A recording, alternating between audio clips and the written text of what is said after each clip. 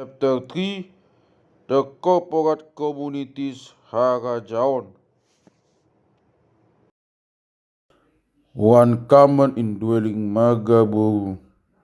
The Boru group, which counts as the indwelling Marga of a territory from olden times, has certainly been linked to the ruling Marga for a number of generations, and it is therefore usually a territory of some extent and of some age that accommodates such a Marga Boru.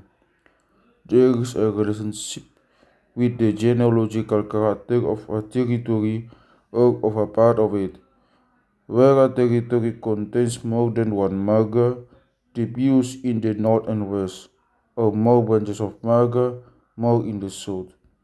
One or more of these Marga or Marga branches generally has its own Marga Boru, but it can also happen, as in Uluan, that small groups of the Marga Boru common to the whole tribal group in Uluan from the Silai Sabungan tribal group have contributed also almost everywhere in the region to the composition of the different views.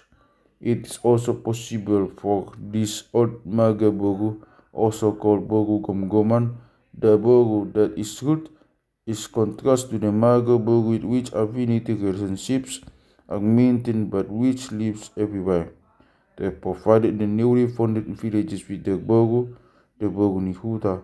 This can, however, also have been done by other Marga Boru, younger ones more closely associated with the village's founders.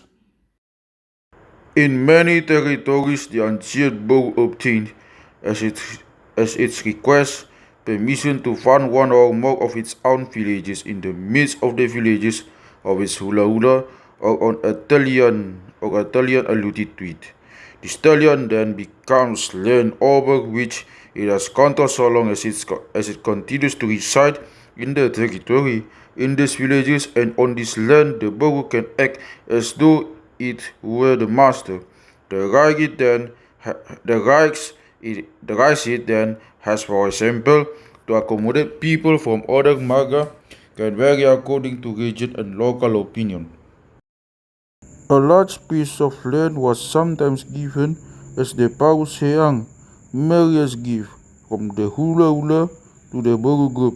This transfer was then meant to be permanent, and it included the right of control over it, and this could lead to the formation of an independent territory.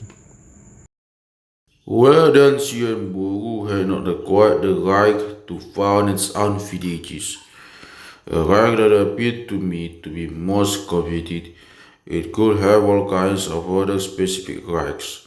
It could use some of the land it cultivated as payment by pledging it, of marriage payment for a son, or it collected the contributors guguran for the offering ceremonies of the territory. This was usually prerogative of men from the oldest branch of the Boru group. Sometimes it had the right to stamp the first papalu and to receive a specific jabbar to lead the speeches at the gatherings of the territory chiefs, to arrest the taking of the oath when a political agreement had to be confirmed, and so on. This book can also play an important role in the administration of justice in a territory, as will be seen in chapter 10.